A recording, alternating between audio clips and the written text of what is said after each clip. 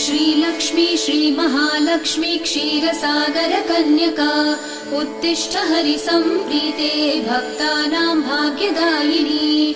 श्रीलक्ष्मी श्रीमहालक्ष्मी क्षीरसागर कन्यका उत्तिष्ठ हरिसम्प्रीते भक्तानां भाग्यदायिनी। उत्तिष्ठोत्तिष्ठ श्रीलक्ष्मी विष्णुवक्षस्थलालये उत्तिष्ठ करुणापूर्णे लोकानां शुभदायिनी। उत्तिष्ठोत्तिष्ठ श्रीलक्ष्मी विष्णुवक्षस्थलालये उत्तिष्ठ करुणापूर्णे लोकानां शुभदायिनी।